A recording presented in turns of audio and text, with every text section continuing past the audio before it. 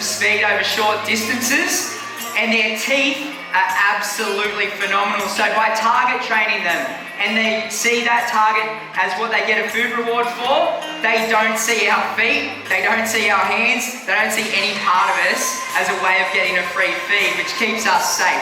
Now check him out as he makes his way down this way. We're going to let him just go for a wander and explore, because this is so good for this lizard to come out, gain confidence. Look at that strut. Now he's got these huge chest muscles, big arms, and that massive tail. These guys are solid muscle and capable of incredible feats of power. And what he's doing right now is just what a dog would do at home. He's scent marking all over that grass. He's rubbing his cloaca all over the grass, letting other animals in the area know that he's here and he's the man. Now he's getting that chest on the ground too. So ultimately what we want to get out of Ragnar out here and any other Komodo dragons is to get them swimming around as well. They are great swimmers. And Rinka, Flores, Komodo, where you find them, they've been known to swim kilometres out to neighbouring islands, and they swim just like a croc. Legs come in beside their body and they rely on that huge tail to get them out to those islands. Now, I might pass it over to you, Harry, if you want to talk about all the cool stuff. Yeah, cool. So yeah, like Jimmy was saying, this is an absolutely awesome species. A lot of people believe or have heard that they've got really nasty bacteria in their mouth, and that's what you got to worry about when these guys bite you. But let me tell you, there's a couple of other things you got to worry about. They are absolutely full to the brim of teeth in their mouth. They're backwards facing and are serrated. So if he was to grab a hold of something, he'll pull back on it and he'll cut a chunk of flesh out, leaving a big gaping hole. They'll take down something even the size of a water buffalo.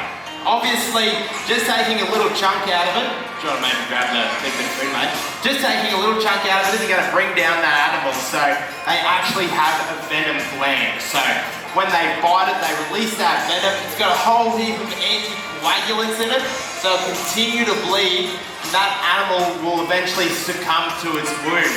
Now, in that process, all the Komodo dragons on that island are going to smell that prey, so they're all going to start tracking it. They can track food from over 11 kilometers away just by flicking their tongue, like you see he's doing right now.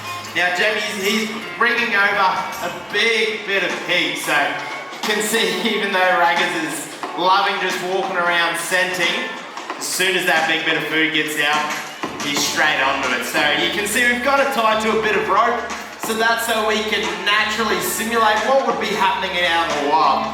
Obviously, he's not just going to grab whole food items and choke it down, he's going to have to rip and tear. And it's one of the biggest struggles about having this species in captivity is all those leg muscles. He looks like he's got a bit of a mustache there.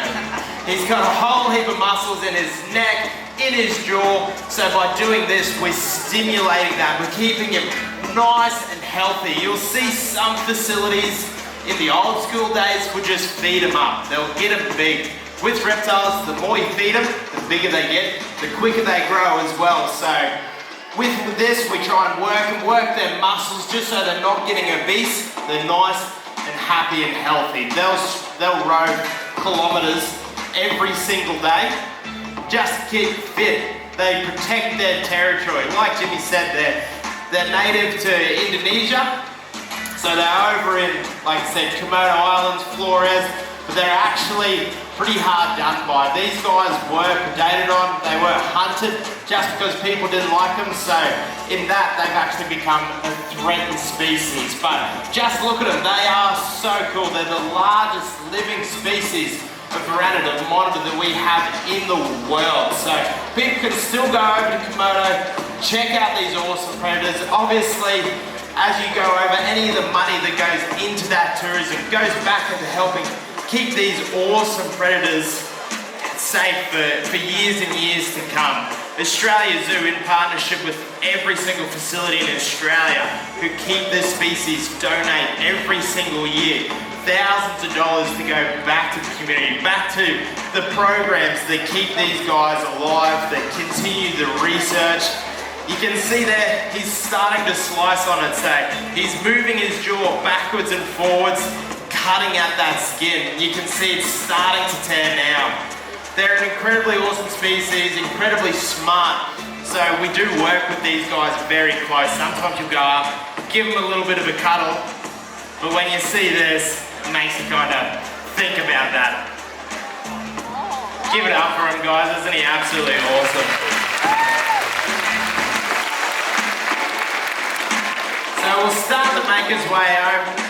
Back to him. Sweet. Thanks, Harry. Now, like Harry was talking about before, they are so capable of inflicting massive amounts of damage to their prey, but that intelligence definitely comes back to it. Out of the 4 Komodo dragons we have, all 4 of them, when food's not offer, actually really enjoy a bit of company. In fact, one of ours, Inda, who you can see on display, she used to fall asleep on our lap with cuddles and pats like a dog. So that's what comes in so in handy with this target training, to get them used to this. Keeps us safe, keeps them happy, keeps them occupied and enriched with their life. Now, check that tail out. He's arcing that up in the air. If I get too close to that, or I don't give him his food and he gets a bit grumpy, he can whip that out with the force that we swing a baseball bat. And I actually saw recently our female tail whip one of the boys while we were pairing up for mating right in the face, gave him a not interested. And it worked. It was phenomenal. Now guys, yeah, I'll try and give him one last little piece, get him to follow us in. But thank you everyone. How cool is that, the Komodo dragon? Have a great day, guys. How incredible is that, guys?